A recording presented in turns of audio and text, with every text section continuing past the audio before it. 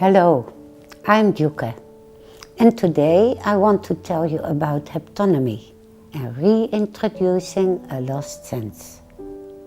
Before we start, I will tell you how and when haptonomy came into my own life. I am born in a big family in a small village in the north of the Netherlands. Right in the middle of the village was the church. In this church, my parents baptized year after year a newborn baby. I am the eldest daughter and grew up with 7 brothers and 3 younger sisters. When I was 16, I left home to become an au pair in England. After this period, I established myself in Utrecht. It's a city in the middle of the Netherlands where I became a nurse in the hospital. It was my goal to take care after people and give them warm attention. But after a couple of years, I became a bit disappointed that I was too busy and unable to really care for the patients.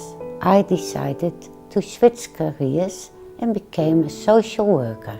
I believed that I would have more time to care, to listen, and to help clients solving their problems.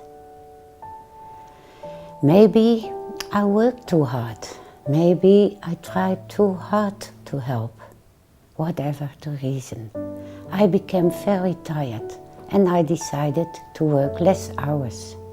During this time, I went to the University of Amsterdam to study philosophy. Until one day in November 1986, when one of my brothers died.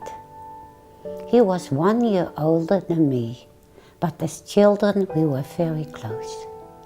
During several years, as small children, we shared the same bed. Before we were going to sleep, we told each one about our fears and difficulties. When I left home, I didn't have the chance to see him very often.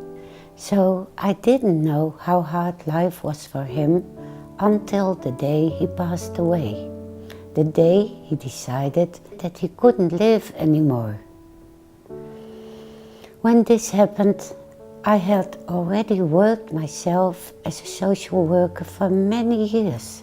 I talked to people about their sorrows and pains, and all of a sudden I was in deep pain myself.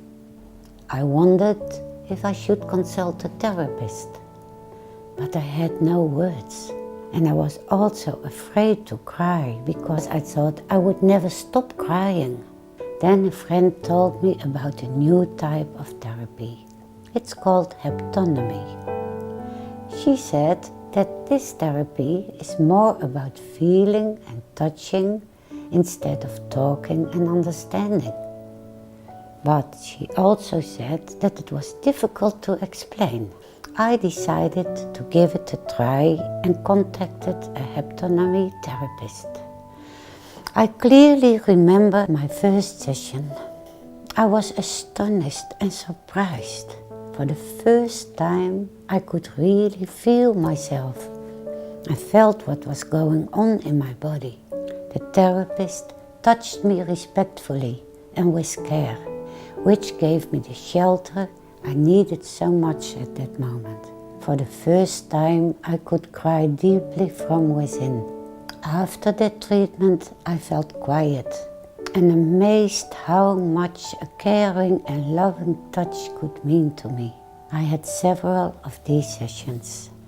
After a few weeks, I was able to deal with my pain and grief, and I felt more resilience. When people asked me about haptonomy, I also found it difficult to explain, but I realized I had discovered something very special, of which I wanted to learn more, read more, and learn much more about it.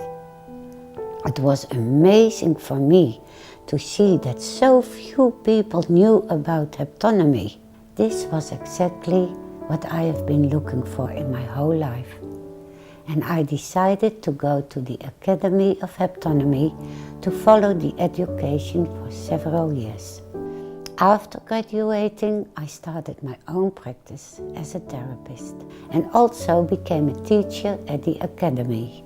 Since then, I have written 3 books about haptonomy. And now I'm working to create this vlog and a blog to teach you all about haptonomy.